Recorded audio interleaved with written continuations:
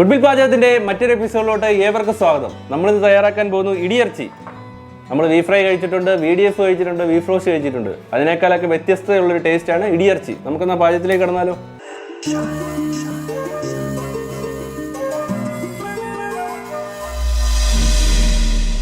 ഇടിയിറച്ചി തയ്യാറാക്കാനായി നമ്മൾ 1/2 kilo beef വേവിച്ചെടുത്തിട്ടുണ്ട്. ഉപ്പും മഞ്ഞപ്പൊടി ഇട്ട് 1/2 കിലോ ബീഫ് വേവിച്ചത്. ഇഞ്ചി 100 ഗ്രാം, വെളുത്തുള്ളി 100 ഗ്രാം, പച്ചമുളക് 2 എണ്ണം, 2 സവോള ചെറുതായിട്ട് അരിഞ്ഞെടുത്തിട്ടുണ്ട്. നീളത്തിലാണ് ചെറുതായിട്ട് അരിഞ്ഞെടുത്തിട്ടുണ്ട്. 100 ഗ്രാം ചെറിയുള്ളി അരിഞ്ഞു വെച്ചിട്ടുണ്ട്. കറിവേപ്പില വേണം. പിന്നെ നമുക്ക് ചതച്ച മുളക്, ക്രഷ് ചില്ലിയാണ് വേണ്ടത്. മസാലയായിട്ട് നമുക്ക് ആവശ്യമായിട്ട് വേണ്ടത് ഉപ്പ്, മഞ്ഞൾപ്പൊടി, ഗരം മസാല, കാശ്മീരി മുളക് പൊടി, കുരുമുളക് പൊടി, പെരിഞ്ജീരകപ്പൊടി. ആദ്യമായിട്ട് ഒരു പാനിലേക്ക് നമ്മൾ വെളിച്ചെണ്ണ ഒഴിച്ചു കൊടുക്കുകയാണ്.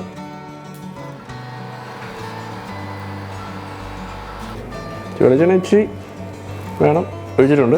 വെളിച്ചെണ്ണ ചൂടായി വരുമ്പോഴത്തേക്ക് വറ്റൽമുളക് ഒരു 3 വറ്റൽമുളക് നടുവേ കീറി ഇടുക.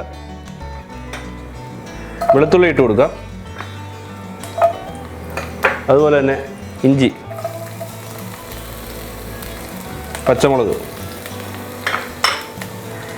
ചെറിയുള്ളി ഇട്ട് കൊടുക്കുക. സവോള നല്ലതായിട്ട് അരിഞ്ഞിട്ടേക്കുന്നു.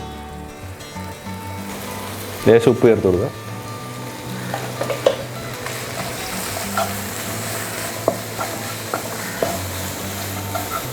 സവോളയൊക്കെ ഒന്ന് നന്നായിട്ട് ഫ്രൈ ആയി വരുമ്പോഴത്തേക്ക് നമുക്ക് ഇറച്ചി ഒന്ന് ചതച്ചെടുക്കണം. ചതച്ചെടുത്താണ് നമ്മൾ ഇടിയിറച്ചി ഉണ്ടാക്കുന്നത്. അതിനായിട്ട് മിക്സിയുടെ ജാറിലോട്ട് നമ്മൾ വേവിച്ച് വെച്ചിരിക്കുന്ന ബീഫ് ഓവറായിട്ട് വേവിക്കേണ്ട ആവശ്യമില്ല. ഒരു 80% ബീഫ് വേവിച്ചാൽ മതി. എന്നാലും നമുക്ക് ആ നൂലായിട്ട് കിട്ടുള്ളൂ. നമുക്കൊന്ന് ചതച്ചെടുക്കാം. 1/2 കിലോ ഇറച്ചി 3ആയിട്ടിട്ടാണ് മിക്സിയുടെ ജാറിൽ ചതച്ചെടുത്തേക്കുന്നത്. എന്നാലും നമുക്ക് കറക്റ്റ് ആ പരുവത്തിന് കിട്ടുള്ളൂ. ഓരോ പ്രാവശ്യം ബാക്കിലോട്ടൊന്ന് കറക്കി എടുത്താൽ മതി. അപ്പം കറക്റ്റായിട്ട് കിട്ടും.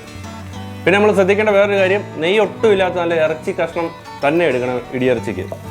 ഉള്ളി നല്ല സോട്ടായി വന്നിട്ടുണ്ട്. നമുക്കിതിലേക്ക് മസാല ഇട്ട് കൊടുക്കാം. 1/4 ടീസ്പൂൺ മഞ്ഞൾപ്പൊടി, 1/2 ടീസ്പൂൺ പെരിഞ്ജീരകപ്പൊടി, 1 ടീസ്പൂൺ കാശ്മീരി മുളക് പൊടി, 1/2 ടീസ്പൂൺ ഗരം മസാല. നന്നായിട്ടൊന്ന് സോട്ട് ചെയ്യാം. മസാല നല്ല മൂത്ത് വന്നിട്ടുണ്ട്. ഇതിലേക്ക് നമ്മൾ ചതച്ച് വെച്ചേക്കുന്ന ബീഫ് ഇട്ട് കൊടുക്കുക. ഇളക്കി കൊടുക്കുക. ഇച്ചിരി ഏറെ കറിവേപ്പില അങ്ങ് ഇട്ട് കൊടുക്കുക. അതുപോലെ തന്നെ കുരുമുളക് പൊടി 1 ടീസ്പൂൺ കുരുമുളക് പൊടി അങ്ങ് ഇട്ട് കൊടുക്കുക. നന്നായിട്ട് മിക്സ് ആക്കാം.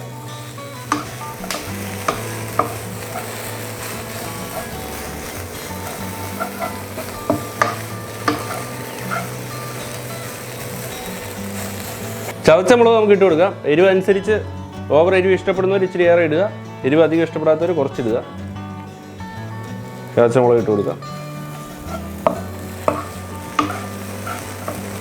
ഒരു ലേശോടെ വെളിച്ചെണ്ണ അങ്ങ് ഒഴിച്ചു കൊടുക്കുക.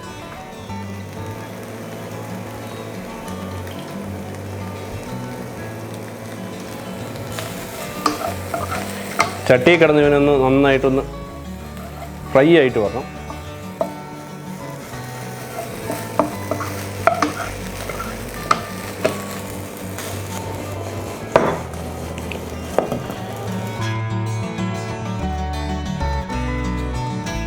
ഇടിയിറച്ചി നല്ല ഡ്രൈ ആയി വന്നിട്ടുണ്ട്. ഇതിലേക്ക് ഒരു നാരങ്ങ പിഴിഞ്ഞ് ഒഴിച്ചു കൊടുക്കണം. ആ ടേസ്റ്റ് അന്നേരം കറക്റ്റ് അങ്ങ് വരുള്ളൂ.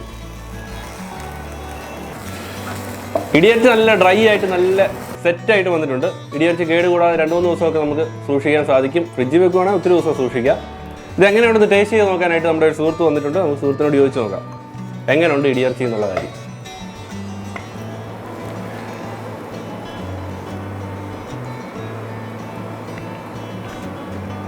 സൂപ്പറാണ്. ടച്ചിങ്സിൻ്റെ കൂടെ അടിപൊളി സാധനമായിരിക്കും. പൊടിക്കും. ഇടിയിറച്ചി നമുക്ക് ടച്ചിങ്സിൻ്റെ കൂടെ ഉപയോഗിക്കാം. ചോറിൻ്റെ കൂടെയും പൊറോട്ടയുടെ കൂടെയൊക്കെ കഴിക്കാൻ കൊള്ളും. ചോറിൻ്റെ കൂടെയൊക്കെ ആണെങ്കിൽ നല്ല അടിപൊളി സാധനമായിരിക്കും.